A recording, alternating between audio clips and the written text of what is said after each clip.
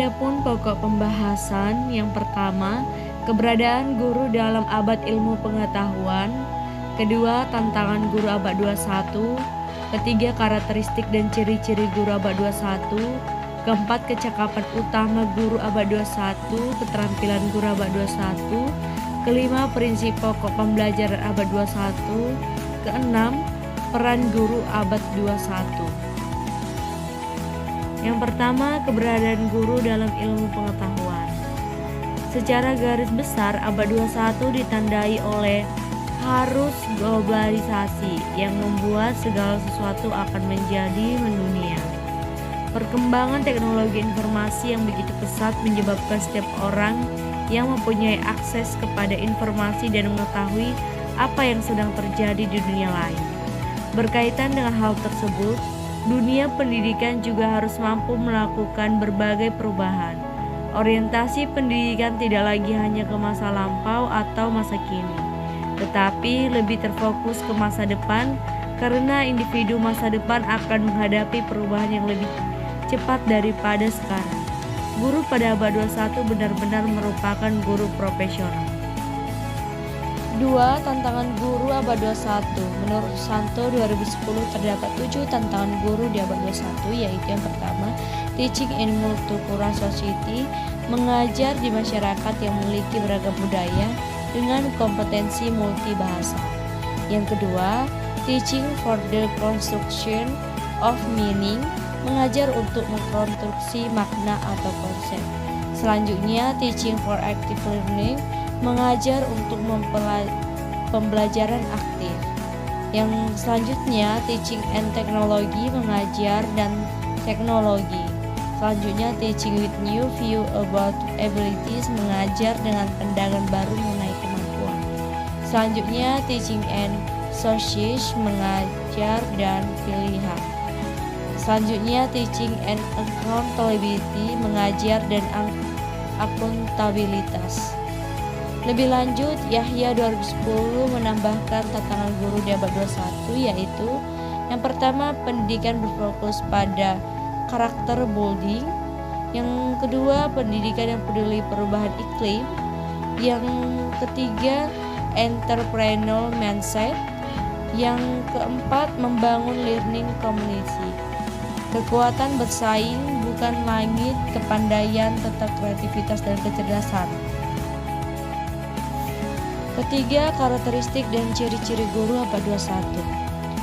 Yang pertama, memiliki semangat juang dan etos kerja yang tinggi, disertai kualitas iman dan ketakwaan yang mantap. Kedua, mampu memanfaatkan iptek sesuai tuntutan lingkungan sosial dan budaya di sekitarnya. Ketiga, berperilaku profesional tinggi dalam mengembang tugas dan menjalankan profesi. Keempat, memiliki wawasan ke depan yang luas dan tidak picik dalam memandang berbagai permasalahan. Yang kelima, memiliki keteladanan moral serta rasa estetika yang tinggi. Yang keenam, mengembangkan prinsip kerja bersaing dan bersanding. Menghadapi tantangan abad 21 diperlukan guru yang benar-benar profesional. Tiller 1998 memberikan ciri-ciri agar seorang guru terkelompok ke dalam guru yang profesional. Masing-masing adalah yang pertama, memiliki kepribadian yang matang dan berkembang. Kedua, memiliki keterampilan untuk membangkitkan minat peserta didik. Ketiga, memiliki penugasan ilmu pengetahuan dan teknologi yang kuat. Keempat, sikap profesionalnya mengembang secara kesinambungan. Kelima, menguasai objek kandungan kurikulum. Yang keenam, mahir dan keterampilan dalam pedagogik, pengajaran dan pembelajaran. Yang ketujuh, memahami pengembangan murid-murid dan menyayangi mereka.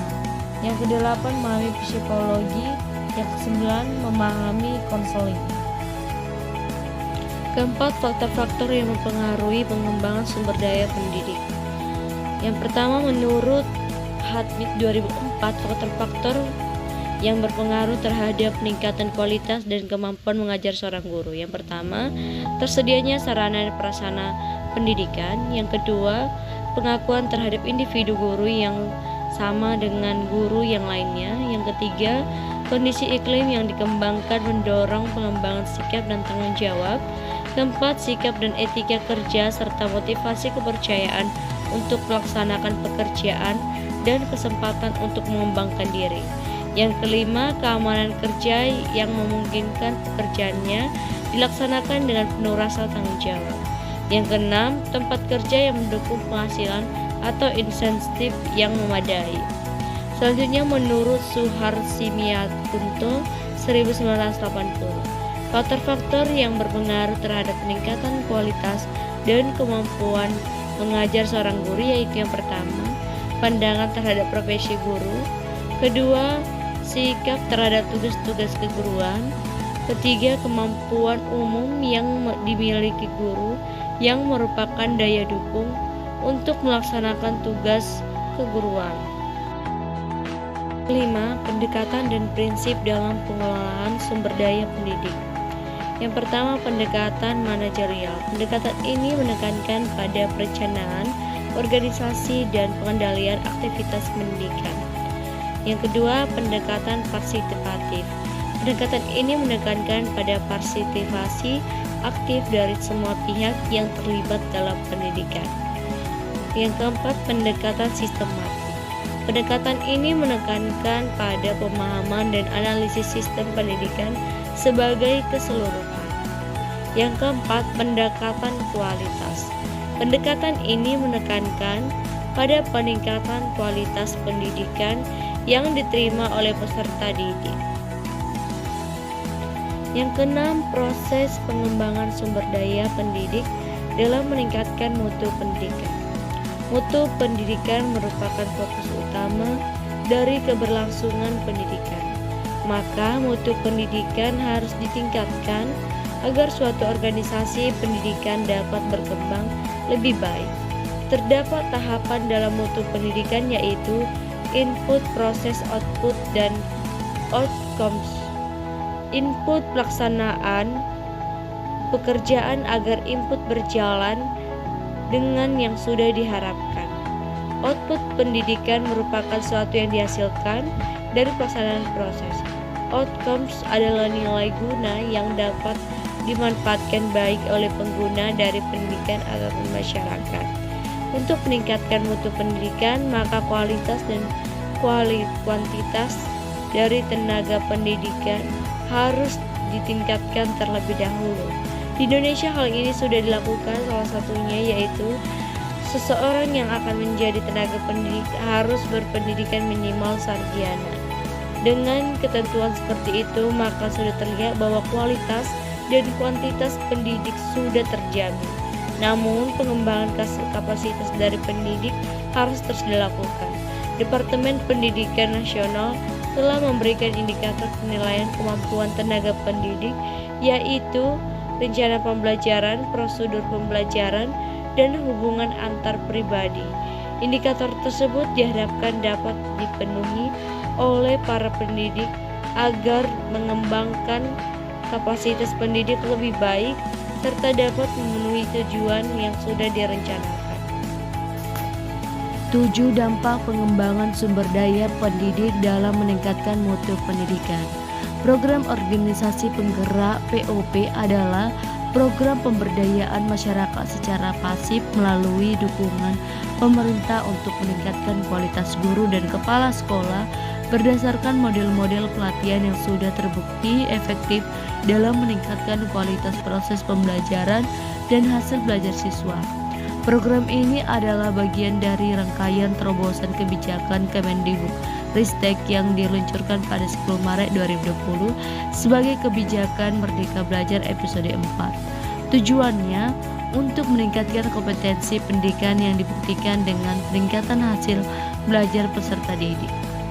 POP yang diluncurkan Kemendikbudristek dinilai sangat cocok dengan aktivitas dan semangat EQUIT Indonesia karena selama ini EQUIT telah mengadakan program peningkatan kapasitas guru dan kepala sekolah di jenjang SD dan SMP dengan masing-masing 20 SD dan 20 SMP di Kabupaten Malang.